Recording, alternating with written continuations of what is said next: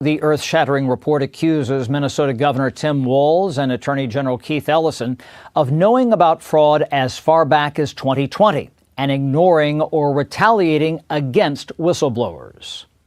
We had the $250 million takedown of the Feeding Our Futures campaign in Minnesota, which was supposed to be money for feeding our children. We've convicted 77 people involved in that campaign. Just the other month, back in Minnesota, a $90 million fraud against autism centers for our most vulnerable children. The 200-page report says Minnesota state officials ignored warning signs about the fraud and even tried to cover it up. Walz claims he worked to find corruption through additional audits. The buck stops with me.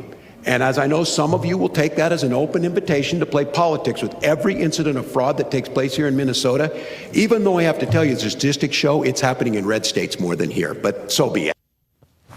The report says Minnesota officials dismissed fraud probes. It says they feared accusations of racism. The committee says that Ellison met with people from Feeding Our Future, including those later convicted of fraud. Now, the House this week is again focusing on fraud via legislation. One bill up this week cracks down on ghost students and fraud in student aid programs. Chad Perkam on Fox News reporting on what you would have known a long time ago if you follow Dustin Grage on X, at Grage Dustin, if you don't yet. He's here with us today here on the Annie Frey Show. You know all about it. Was it vindicating or annoying to hear this report after the fact, Dustin, say the things that you've been exposing in Minnesota for over, years now? Yeah, no, it comes to no surprise. If as I pointed out earlier on X today, if you were following me a year ago, you knew that Tim Walz was actually going back against whistleblowers. Not simply that fraud was occurring or that he knew it was happening. We've all known that for probably years, but actually retaliating against whistleblowers when they bring it up. And yes, his department ends up going and painting these individuals as racist. And in one case, I'm spacing on the name here, the whistleblower, but she just testified at the House Oversight Fraud Committee here in Minnesota. Yeah. Frey Bernstein, that's her name. So she's actually a registered Democrat. She's been voting Democrat, voted for Tim Walz, all these people over all these years. And she came out and said, yeah, these people wanted to come out and label me a racist, and they wanted to kick me out of my department. These types of people were actually coming forward. These aren't like hardcore Republican MAGA Trumpers coming out and trying to expose fraud. They're Democrats within their own departments, and they wanted to actually retaliate against these individuals. Dustin, let's just kind of reset the table for people who are dipping in and have the fortunate ability to dip out of Minnesota fraud the way you don't, because this is your home, much the same way that I feel about my home state of Illinois. You live it, and you're dealing with it, and you're fighting against it. Let's just talk real quick about some of the fraud that has taken place, been exposed, had the whistle blown, and then the folks like Governor Tim Walz and Ellison and so on and so forth have squashed it down. What kind of fraud are we talking about? Well, just based on the last first assistant attorney general, he claimed that easily half or greater, he would say probably in the greater section of that, of just 14 specific Medicaid fraud program schemes, programs. Of those 14 programs, half of that would have been fraud at least. $18 billion had been paid out to those. So at least $9 billion just in 14 programs alone. We also had just had raids that occur this last month, just the first set of raids, because the individual in charge of that right now for the prosecution and the investigation said, this is just the first round. This is the beginning of Minnesota fraud, and that's going to carry over well past November into hopefully a Republican majority here in Minnesota. But that was another $90 million alone in that set of raids. So it's building, and it's going to go well beyond probably $20 billion by the end of this thing actually hitting. And a lot of people were surprised even back in November when I had said, well, we have whistleblowers coming out right now that say the fraud's well over $6 billion.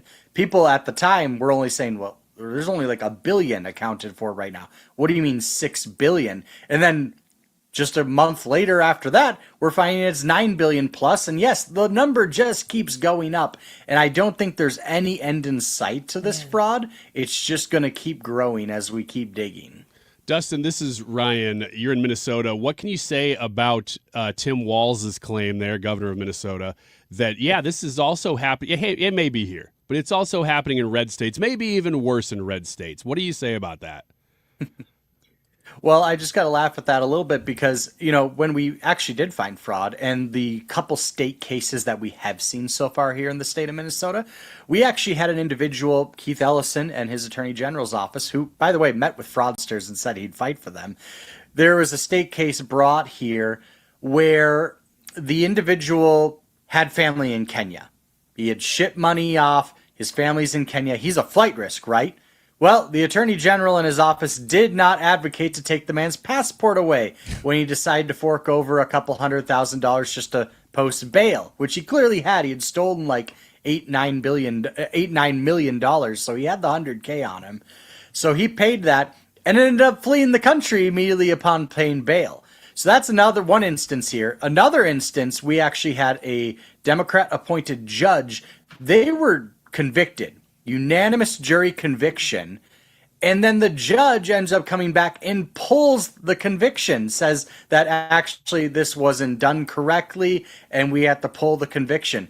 And I can confirm now, this hasn't actually been publicly stated, but another individual that was being charged in that case had also fled the country. Not the individual who has had the overturned jury conviction, but another individual involved in that fraud scheme actually fled the country before their case had been brought, and that hasn't actually been out there publicly yet. So in these state brought cases that have been occurring, no, Tim Walz isn't putting people in jail. Keith Ellison isn't putting people in jail. In fact, they're doing quite the opposite. They're doing either their job so poorly that they're just letting them go out of incompetence, or maybe there is something to this and there's just a giant racketeering scheme, and these individuals are funding these Democrat campaigns and NGOs that have created this institutional advantage over the last 2 decades for Democrats, and they just can't let go of it. Oh, man, Dustin Grage speaking with us, town hall columnist on X at Grage Dustin and DustinGrage.com. Just listening to your articulation of people who are involved in this. Now, of course, Congress has done an investigation on it. They've put out a report. How many people, how many different departments or agencies, like how many different groups are involved in or have been implicated in knowing that this, maybe if you didn't participate in it, but you knew it happened, and then you squashed the whistleblowers, or you had punitive actions or reactions to the knowledge. Now you're kind of implicated with the people who are actively trying to defraud the American taxpayer. How many different groups of people are involved in this at this point? I mean, it's systematic throughout our entire government. DHS is obviously the number one culprit here. That's the Medicaid, Medicare fraud that's occurring. There's also just a lot of grant programs here in the state of Minnesota. We have an economic department here in Minnesota, which actually the director of that department under Tim Walz is actually now the CEO and editor of the Minnesota Star Tribune, our largest newspaper. So the propaganda really spreads. They bring these people up in these departments. They get them in high authority positions. They go and push them out to news organizations where they become our main reporters here in Minnesota, and they just don't cover fraud. As an example, this Minnesota Star Tribune I mentioned, a Tim Walz appointee now leading that paper. In the end of 2025, which a quarter of the year, the number one news story, at least a quarter of the year, was fraud. Guess what was ignored on news stories of the year for the Minnesota Star Tribune? Fraud. Never mentioned once in the entire recap of 2025. And yeah, his program right there has also seen millions of dollars in misplaced NGO funds that were supposed to go toward economic hubs in Minneapolis and St. Paul, these metro areas where, there's black communities that aren't seeing economic advantages. So we're going to give to these NGOs. Well, the NGOs, for one, weren't even located in the areas of the economic distress. And two, these individuals ended up buying watches and cars and mansions with that money. So the entire system is completely fraudulent. And frankly, everything has to be investigated top to bottom. But you can only just literally throw a stone. You're going to find 5 new programs that are defraudulent. Dustin, now that the federal government is getting involved, DOJ, FBI, we played that clip from Kash Patel. They're getting involved. They're stopping the fraud. It sounds like they're actually doing some good work here. They're doing some raids. Nobody's claiming they stopped anybody erroneously, so it means they're actually stopping real fraud. How much is the Minnesota government working with, I would say, let's put it on a scale or a spectrum. To what degree is the Minnesota, let's say just Democrats, willing to work with the federal government now that they're doing good work? Well, I think the Operation Metro Surge is a great example of how they will absolutely refuse to do that. The refusal to hand over our voter registration rolls as well. Anything when it comes to working with the federal government here in Minnesota, they refuse to do it. And I'll bring up an egregious example. There was a case where a Shakopee woman, very competitive district too. This is represented by a Democrat who won his election by like 36 total votes. There was a woman in this district that had been decapitated by a illegal alien with a machete. Had a massive history of violence. If there was a law on the books, he would have been deported long ago back to Cuba. Republicans have brought this up multiple sessions in a row now, that if a violent individual is arrested, they will be reported to ICE. Very simple thing, right? Just an absolute requirement. If a local government entity finds an illegal alien who has committed a crime or is being charged with a serious crime, they will be reported to them, so potential deportation. They have now 3 times in a row turned down this law, despite the son of this woman who had been decapitated having come into committee multiple times to testify that if this law is in place, my mother is potentially alive today, and they have voted it down unanimously every single time. And this would go with the fraud too, because they will claim it's like protective status of Minnesotans or non-citizens, whatever you want to say, but they will absolutely refuse at every turn to work with the federal government, regardless of the issue, because they think Trump is a Nazi. Oh, man. Okay, you invoked the word Nazi. I have to know. You know where I'm going with this, don't you? I don't even need to finish the rest of this sentence, but you know who I'm going to ask you about. Susan Collins going to win her race come November in the midterm against the I swear I'm not a Nazi, don't mind my Nazi tattoo candidate that the Democrats have put up for tomorrow's election? Well, I just have to laugh because now I saw one of those donor maps, where it says like, oh, here's all the pockets of communities that have donated to Graham Plattner.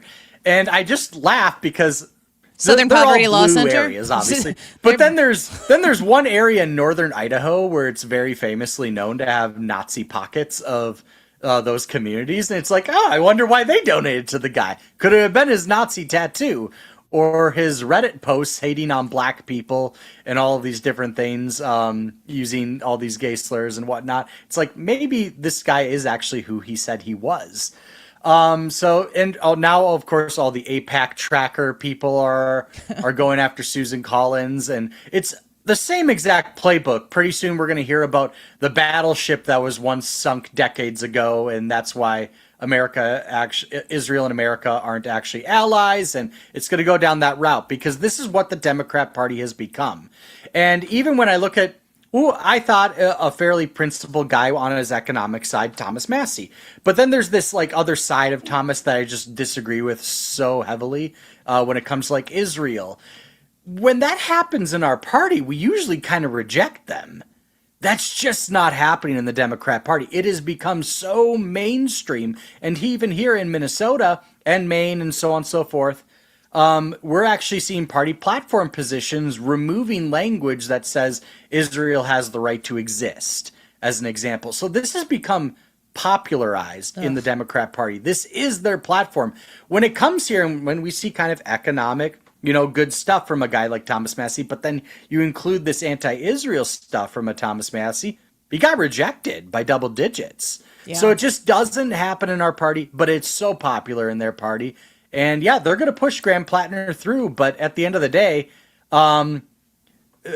Susan Collins reigns supreme. She will win again. Yeah, by in 10 good points. fashion. I think last time she was down by 6 points, but she won by 8. Yep. Now she's only down by 2 right now, so that means she should win by 10. This next time around. Dustin, I got like 30 seconds left here. I've heard that Graham Plattner is a nod to the Democrats' party understanding of masculinity. The last time we heard that, they nominated Mr. Governor Walz there as a man's man. You look like a dude's dude to me.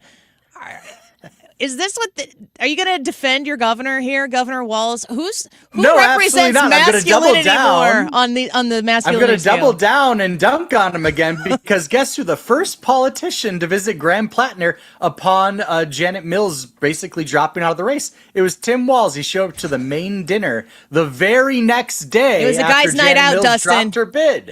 It was a guy's night out. They were doing bro stuff so that the Dems would be like, look at these men, these manly men. Why are you looking at me talking disgusted, about, Ryan?